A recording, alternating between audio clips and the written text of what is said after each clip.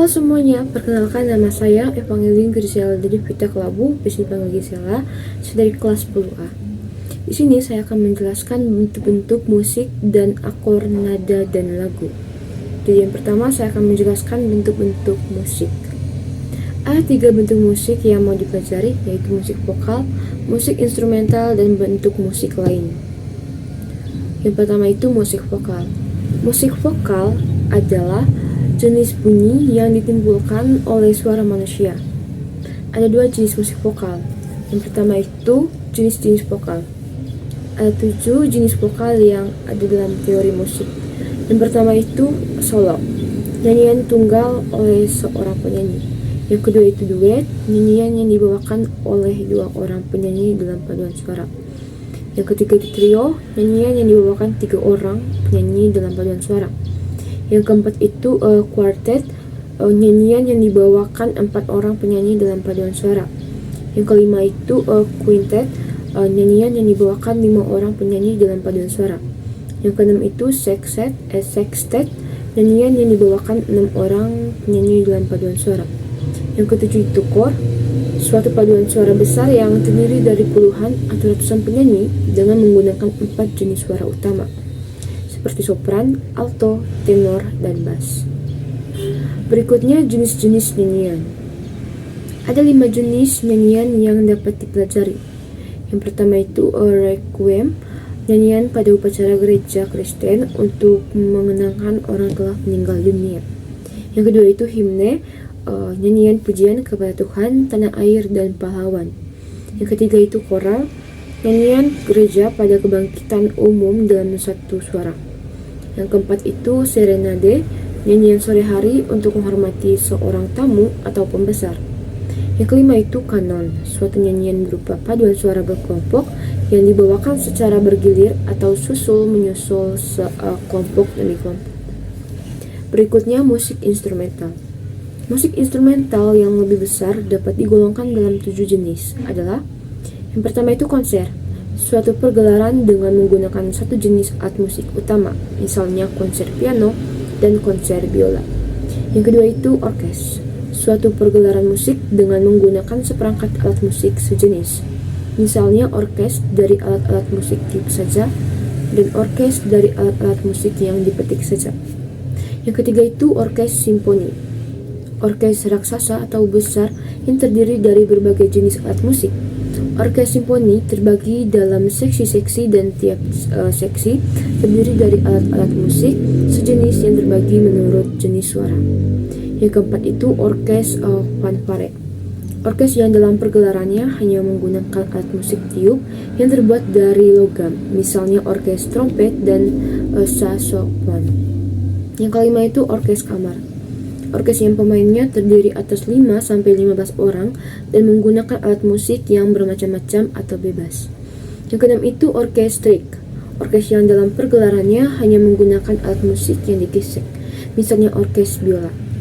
Yang ketujuh itu orkes gambus, orkes yang menggunakan alat musik gambus sebagai alat musik utama.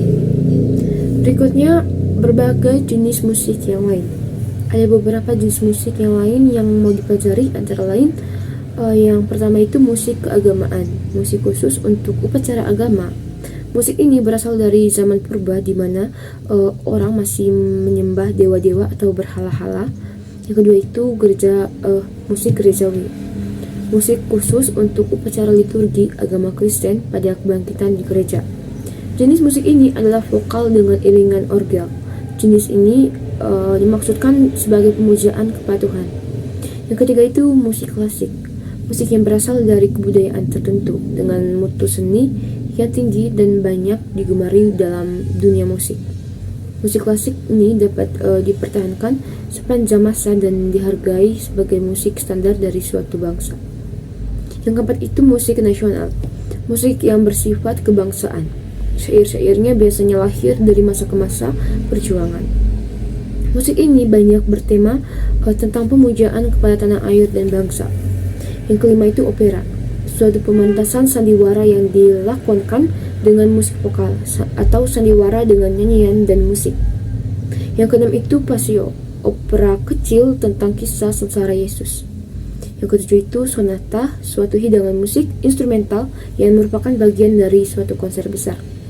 Yang kedelapan itu nocturne, musik malam hari atau musik menjelang tidur. Yang kesembilan itu preludium, bagian pembuka dari suatu karya musik besar. Yang kesepuluh itu postludium, bagian penutup dari suatu karya musik besar. Berikutnya akor nada lagu. Akor adalah susunan nada yang terdiri dari 3 buah nada atau lebih, yang dimainkan atau dibunyikan secara bersamaan atau serempak. Dengan kata lain, akor merupakan kumpulan 3 nada atau lebih. Jika dimainkan secara bersamaan akan terdengar harmonis. Contoh alat musik yang bisa memainkan akor adalah gitar, organ atau keyboard, angklung, kolintang, dan sebagainya. Teknik membunyikan akor-akor ini tetap mengikuti aturan musik yang sudah berlaku dengan memperhatikan susunan nada-nada yang ditetapkan. Teknik penyusunan akor ini akan dijelaskan pada pembahasan selanjutnya, teman-teman. Berikutnya tingkatan akor trinada atau 3 nada. Sebelum kita menyusun akor trinada ini, perhatikan beberapa hal berikut. Yang pertama itu penyusunan akor mayor selalu memperhatikan jarak interval nada adalah 1 1 1/2 1 1 1/2. Yang berikutnya penyusunan akor kali ini lebih memprioritaskan pada tangga nada C mayor atau natural atau kunci C. Berikutnya, teknik penyusunan akor trinada adalah nada pertama melewati 1 buah nada untuk mendapatkan pasangan nada kedua. Selanjutnya melewati 1 nada berikutnya untuk mendapatkan pasangan nada ketiga. Berikutnya, untuk lebih jelas akan ditampilkan terlebih dahulu susunan tangga nada natural dengan menggunakan notasi angka dan huruf. Berikut seperti gambar di samping ini. Berikut kita mulai menyusun akor trinada yang terdiri dari 7 tingkatan seperti gambar di samping ini. Berikutnya penggolongan akor. Dalam penggunaannya, akor dikelompokkan dalam 2 bagian, yaitu akor pokok atau mayor dan akor tambahan atau minor. Yang tergolong akor pokok atau akor mayor adalah tingkat 1 atau tonika, tingkat 4 atau subdominan, dan tingkat 5 atau dominan. Dengan menguasai 3 akor pokok atau mayor ini, kita sudah bisa menyanyikan atau mengiringi sebuah lagu mayor. Berikutnya yang tergolong akor tambahan atau minor adalah tingkat 2, 3, 6, dan 7. Dalam tangga nada natural, akor tambahan ini disebut juga akor minor yang dipakai sebagai variasi dalam lagu jika dianggap perlu. Sehingga dalam penggunaannya, akor tingkat 2 disebut juga akor D minor, akor tingkat 3 disebut juga akor E minor, akor tingkat 6 itu disebut juga akor A minor, dan akor tingkat 7 ini disebut akor B, diminished B atau dim.